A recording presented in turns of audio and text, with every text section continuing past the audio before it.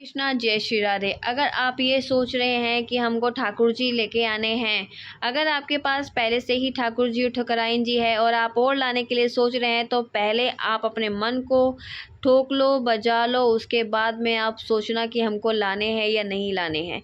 देखो, बहुत सारे लोग क्या करते हैं कि ठाकुर जी लेके आ गए, इससे पहले ठाकुर जी लेकर आ गए हैं, बहुत अच्छी बात है, आपको सेवा करनी चाहिए। आपका सौभाग्य है कि जो आपको ठाकुर जी की सेवा मिली है। देखिए, ये होता है कि जैसे हम मान लीजिए मैं ठाकुर जी लेकर आ गई हूँ, उसके बाद में मैंने सोचा कि जी राधा रानी भी लेके आनी चाहिए। राधा रानी भी आप लेकर आ गए हो, और राधा रानी लेकर तो आ गए हो आप, परंतु आपको राधा रानी में भाव नहीं आ रहे हैं, तो आप क्या करोगे? अब मैं इसके ऊपर एक स्टोरी आपको बताती हूँ, तो आप मेरी बात को बहुत अच्छे से समझ जाओगे कि मैं क्या कहना चाहती हूँ। देखिए, हमारे एक लेडीज़ थी, ठीक है? वो ठाकुर जी को लेके आई, जिस टाइम पर वो लेकर आई थी उसने सेवा बहुत अच्छे प्रेम से करी, ठाकुर जी की बहुत अच्छे से सेवा करी। और कुछ दिन के बाद में उसने सेवा करनी काफ़ी कम कर दी ठाकुर जी की। और फिर क्या हुआ, उसने देखा देखी जैसे फाइबर की जैसे लाडो बैठी हैं, फाइबर की लाडो लेके आती है अपने ठाकुर जी के लिए। ठाकुर जी के लिए फाइबर की राधा रानी लेके आती है राधा अष्टमी पे। फिर क्या होता है, वह राधा रानी को देखती है, निहारती है, परंतु उसके अंदर भाव नहीं आते हैं उस राधा रानी के लिए, बिल्कुल भी वो नहीं मान पाती कि ये राधा रानी है। तो वो क्या करती है, वो राधा रानी को उस दिन के बाद वह राधा रानी को वहाँ कपड़े वपड़े उतार के अपने डोल बना के वो राधा रानी को रख देती है, जबकि वो लाई भाव से किस भाव से लेकर आई थी, राधा रानी के भाव से, परंतु उसने सेवा नहीं करी।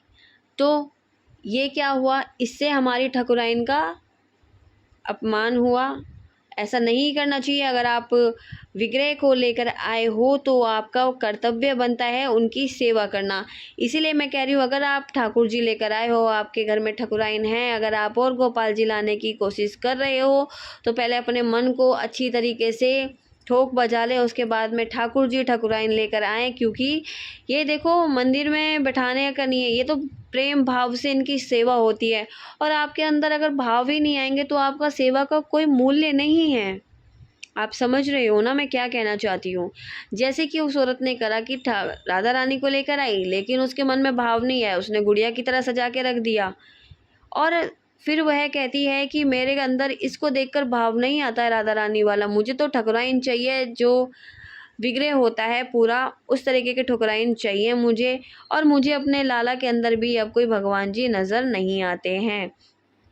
तो ऐसे लोगों का हम कुछ नहीं कर सकते, हम बस अपने ही ऊपर कर सकते हैं कि हम अपने ठाकुर जी को, अपनी ठकुराइन को सेवा भरपूर दे पाएँ, उनसे प्रेम कर पाएँ, उनसे उनके भाव समझ पाएँ। सबसे बड़ी बात है भाव समझना अपने ठाकुर जी के, कि वो हमसे क्या कहना चाह रहे हैं, वो हँस रहे हैं, बोल रहे हैं, खेल रहे हैं, क्या कहना चाहते हैं।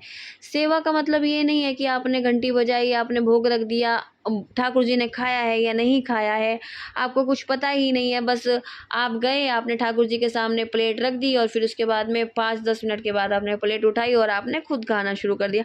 अब जाओ अपने ठाकुर जी के सामने बैठो, बैठने के बाद अपने ठाकुर जी से प्रेम से बोलो, लाला मैं आपके लिए खाना लेकर आई हूँ, आप प्लीज़ इसको ग्रहण करो। आपकी दासी आपके लिए खाना लेकर आई है, आप इसको ग्रहण करो। प्रभु आप ग्रहण करो, आँखों को बंद करो, ऐसा लगे कि जैसे लाला आपके साक्षात बैठकर आपके सामने खाना को खा रहे हैं। इस तरीके का भाव बनाओ, ये नहीं कि प्लेट रखी और चले गए, ऐसा नहीं। अच्छे से भाव बनाओ, अच्छे से प्रेम करो अपने लाला से, इसी को ही तो सेवा कहते हैं।